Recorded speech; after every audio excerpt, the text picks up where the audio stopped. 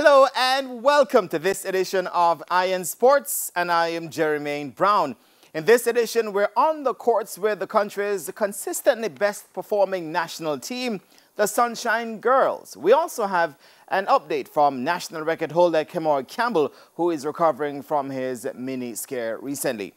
We also have our Champs Flashback feature. As usual, let us know what you think by heading to our Facebook page, Iron Sports JA. We take a break, but stick around. When we come back, it's going to be tip-off time with the Sunshine Girls. Soon come.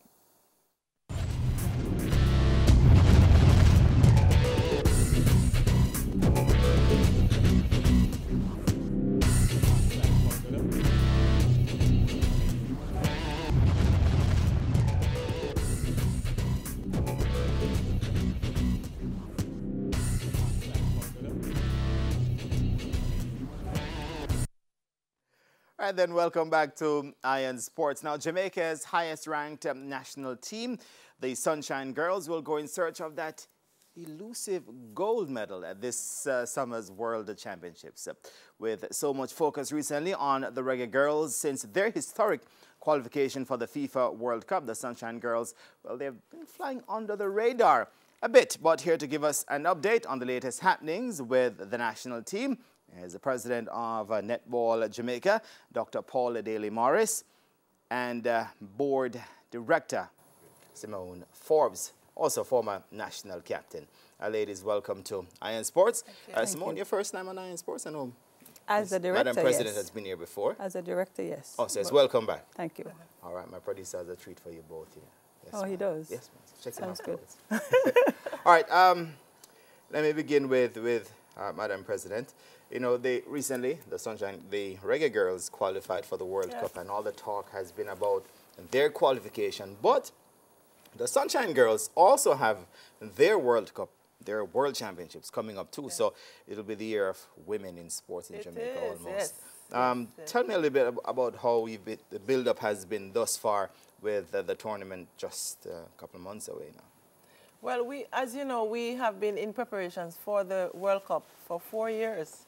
So we're in the 4th year. And so the build-ups over the last, let's say, 6 months, we have kind of ramped up our operations because we have to get funded to go to the World Cup. And so... Yeah. In terms of training and so on, are you pleased with how the players have been keeping up their fitness? Okay. You know, a few players are overseas, for instance. Right. So with respect to the squad, we have a squad of 20 that we've held together for a year, and they have been going through different phases of training. So, of course, because we realize that the game has changed and we have professional players, so we have 8 professional players who are overseas, but we have 12 players, well, 13, I would say, who are in training here. And, of course, you know, we have our leagues that they train in. So we're doing... Our program is similar to what the girls will be experiencing while they're away, as best as we can with the resources that we have. We try to keep the training on par. So they are ready to do court work now. They're going into their preseason. And in my estimation, based on our knowledge of the game, I was Simone, they're really ready to go. And they're at the right places in their training program. Over the last weekend, the Australian Super League, their preseason happened, and you know, to show you that we're really ready, the MVP for that season was young Shimona Nelson, who is a part of us. And every tournament across the world that they compete in, last year Shamira Sterling was the MVP. So the Sunshine Girls have been working really hard over the last 3 years, and they're really showing up in the final year of preparation. So we're confident that they will be ready for the World Cup. Right. You mentioned Simone just now. Let me bring Simone in. Simone, you know, a board director, recently elected. How has it been thus far? Because it's only 2 weeks in. How has it been thus far? No, I have intimate knowledge as to how much work it is from the administrative level, board level, with funding and just maintaining different programs that the Netball Association has. I know it's not easy and it takes a lot of money to run it, but now there's more intimate knowledge of that, and it's a lot. It's a whole lot for volunteers. And keeping in mind that the board, members of the board are volunteers. I mean, you've decided to be a part of it, so you have to take it on. But it's a lot. It's a lot of work, but I'm enjoying it so far. Yeah, I mean, it's not new to you. Though you're seen as fresh blood being brought in to bring fresh ideas. What are some of the key things that you will be working on in particular as it pertains to the World Cup? I'm a part of the fundraising marketing committee, and I don't remember if the president said anything about fundraising, but it's going to take about $27 million to get the team to the World Championship. Plus the pre-training. Plus pre-training. So about 14. $42 million if you look at it on a holistic level. The association doesn't have that. Netball Jamaica doesn't have that. So it's going to take a lot of fundraising efforts on our part, and everybody, as a matter of fact, the government, us, everybody. And so we've hit the ground running. So a lot of planning is being put in place to raise the funds. A lot of work over a week and a half. I'm sure things have been happening prior to that, but Sean and myself are in now, and we've brought some ideas. And so the president, Sean is the other director. Right, and the president liked the ideas. The board likes the ideas. And so we are incorporating those ideas into the fundraising We're going to be coming back to some of those ideas too. Dr. Daly Morris, in terms of friendly series, practice series, leading into the World Championships, because of the dynamics in the sport, this is a period when all the countries are playing their elite league. The other countries, we play ours, we culminated ours in January, and they started theirs in February. And so all the top 6 countries will begin to play pre-World Cup practice matches in July, just before we go into the World Cup. So we have games set up between England B and ourselves in Manchester, England. So we will be playing that. We had other opportunities to play, but we don't want to be playing too much before the World Cup, and so we've been very selective. So New Zealand, for example, wanted us to play in a similar manner, but we felt like they came late to ask us, but we couldn't take on too much before the World Cup. I like that. We couldn't take on too much. And so we have opted to take on England B in a closed series with them. And we will, of course, we have our male national team, the older male national teams. We have a number of them that will be in England with us. And so our training will continue working with the male squad. So it's a Jamaica male team that we always train with. And the majority of the members will be in England as training buddies to us. Let me put this to you now. The last 2 Fast 5 series, we got silver medals. And as such, and I believe this present squad has the best shot of most of the recent national teams to win the World Championships if they just get everything right. And we know how important it is to get things right. Your thoughts on us being able to win with a team that boasts so many all-stars and not missing out on this opportunity? You know, I have to be responsible as a president, So we have an excellent chance of winning, but the slightest thing that goes wrong could cost us. So we have to keep that in mind. But we are confident that we have the goods. So we are going to be diplomatic and say that we want to be on the podium. We want to be further up on the podium than we have ever been. We would love to win. But I really don't want to set us up to trip ourselves, So we can win, I'll say that. So quietly confident. We would love to win, I'll say that. Will we win?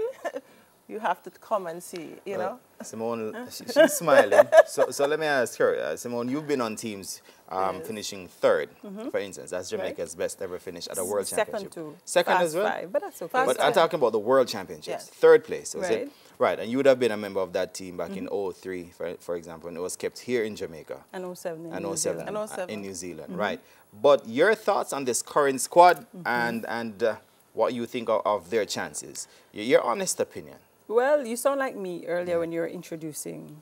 I believe we're going to win, right? I believe we have, in my opinion, the best crop of girls. I don't mean 7, I mean 12, I mean 14 in terms of balance. This is probably the first time I've ever seen a squad this balanced. And so I believe we are going to win. Now, how we get there is a different story. These ladies, sacrificed so much to be a part of this program, and I have goosebumps just talking about it. The president mentioned players that we have overseas doing excellent. As a matter of fact, they're in the top of all the leagues that they're playing in. So we have that. That's about 8 of them, which is Australia, New Zealand, and in England.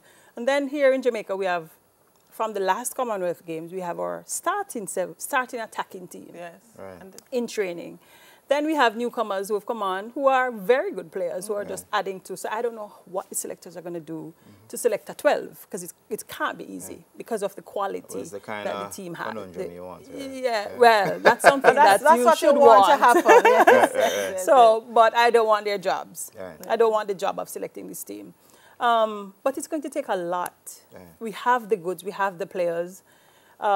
It's going to take more than just money to get them there. It's going to take money to get the supplements, money to get the different, ensure that, I mean, we do train inside, but to get the nutrition. It's exactly. So it's there are different elements to ensuring that the ladies win. And I'm saying that, and it felt like deja vu. Like it's something I've been hearing for so many years. And we've come close many a times. You being a former player too, you can speak from a player's perspective in terms of how to ensure that the players feel appreciated and motivated, because that's important to let them, although the nation feels that we can win, for them to individually feel like, you know, we're carrying this nation and the nation appreciates us. And would that mean paying them, for instance? Paying the players? Yeah, you know. That's what I want. I would love for Netball Jamaica to be able to pay the players. And I've said that on numerous occasions. It takes a lot for a player.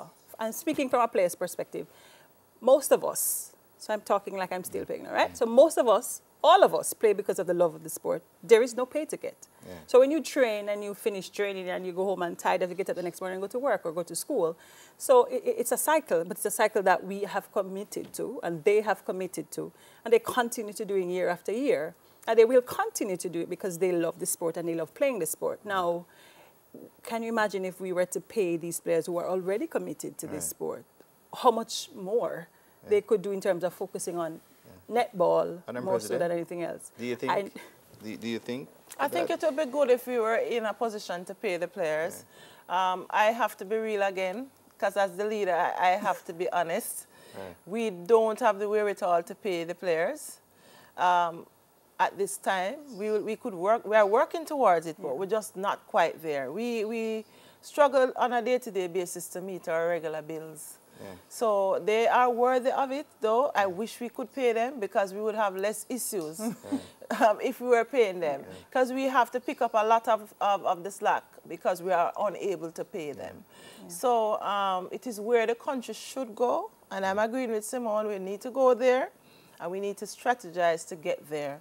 But this year, let us win the World Cup first. Because people are winners. You know? Everybody likes to jump on the champions wagon. And also, just March 13, that's Wednesday, the rankings came out. The Sunshine Girls are ranked 3rd in the world, just one point behind second place England. Australia leads, and guess what? New Zealand in 4th.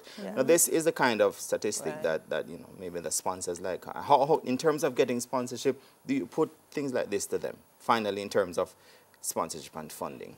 Yes, that's the proposal would have all the information on our performance. So in every platform that we go, we speak about our performance, the high performance of the Sunshine Girls. So the sponsors and Jamaicans are well aware of what they get when they support the Sunshine Girls or they support Netball Jamaica.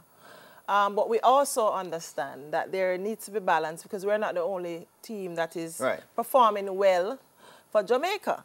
And so we are saying we are deserving. Give us some of the money, you know, help us. I just want to add to that. All the teams that are doing well, whether you're doing well or not, once you're a national team, you ought to get the support, right? So I commend the Reggae Girls, and they deserve everything they're getting, plus some. But I like the entry to, it's the year of the women. I like that. And it's the summer of the women because the netball is right, I believe the week after the football ends. But in addition to sponsors, we have a campaign that we're launching next week, Thursday, the Road to Liverpool. Right. It's a campaign where we're going to reach out to not just corporate Jamaica, but the regular man who can support the Sunshine Girls Road to Liverpool. Like I said, it's $42 million. It's a lot to just ask corporate. And so in addition to corporate, we're doing our own fundraising initiatives. And separate and apart from that, we're going to reach out to the regular Jamaican to say, hey, this is what we need. Right. Whatever it is that you can afford, we're asking you for your support. Sounds good. And the final whistle, we're in the final quarter, and that's it. Okay. But ladies, Simone Forbes, former national netball captain, now board director, and also Dr. Paula Daly Morris, president of Netball Jamaica. Thank you so very much for joining us here on Iron Sports, and we'll definitely be following your road to Liverpool, which kicks off on March 21. Right then, we take a break, and when we come back, we're going to be having a discussion with Kemo Campbell. Soon come.